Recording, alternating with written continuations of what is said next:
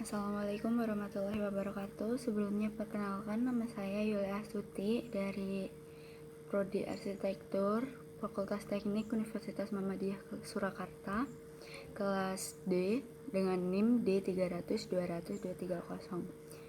Di sini saya akan menjelaskan terkait produk proyek warga negara.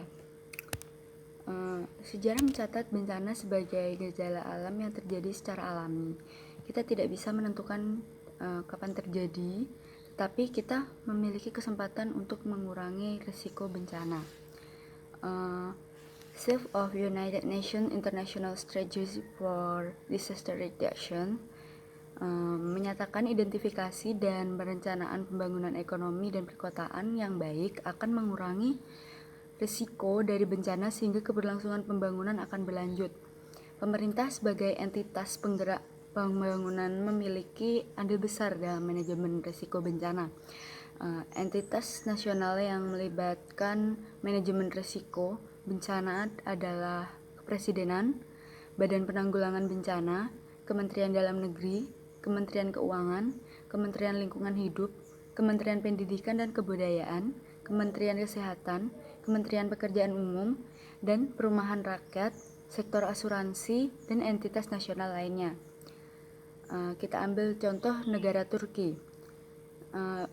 Negara Turki telah memberikan contoh kepada kita sebagaimana manajemen risiko harus dilakukan, bermula dari sebuah analisis risiko seismik pada tahun 2002 yang menunjukkan bahwa pada gempa bumi berkekuatan 6,9 sampai 7,7 skala Richter, sekitar 7-8% bangunan akan rusak berat, 87.000 orang dapat terbunuh, dan 135.000 orang terluka parah.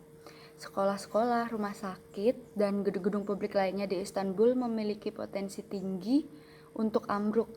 Asesmen ini kemudian mendasari berbagai tindakan yang mendesak, yaitu pertama, memperkuat bangunan melalui retrofit 635 rumah sakit, 2.000 sekolah. Lalu, meningkatkan resilience melalui penciptaan pusat manajemen bencana serta program pendidikan untuk meningkatkan kesadaran tentang manajemen bencana. Pada tahun 2012 atau 10 tahun kemudian, proyek ini telah meningkatkan ketahanan seismik di Istanbul melalui kesiapsiagaan darurat yang baik, mengurangi risiko pada lebih dari 700 fasilitas umum dan memiliki perbaikan dalam pendirian bangunan. Lalu, sebagai contoh lagi, gempa Tohoku pada 11 Maret 2011 di Jepang memiliki dampak serius dalam hal nyawa dan dalam jangka panjang terhadap alam atau lingkungan. Dampak tersebut juga mempengaruhi debat global terhadap keselamatan akan bencana nuklir. Meskipun hanya sekitar 100 orang meninggal sebagai akibat langsung dari gempa bumi, sekitar 18.000 meninggal akibat tsunami yang terjadi, dan terdapat ketidakpastian tentang dampak dari radioaktif yang diakibatkan oleh krisis nuklir Fukushima Daiichi. Jepang adalah negara yang sangat aktif dalam mengambil langkah-langkah manajemen risiko.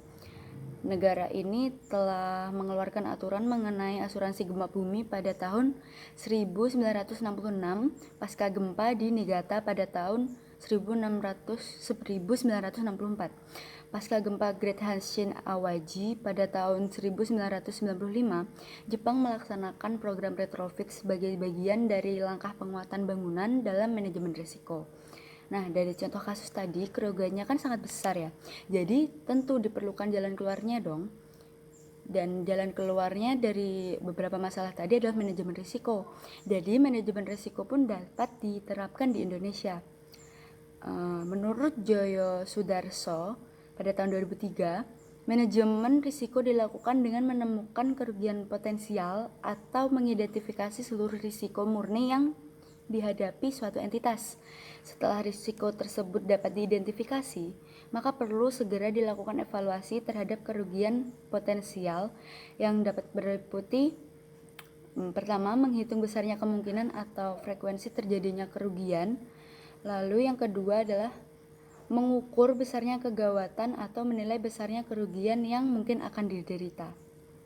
Jadi sekian yang dapat saya sampaikan. Kurang lebihnya mohon maaf. Wabillahi taufik wal hidayah. Wassalamualaikum warahmatullahi wabarakatuh.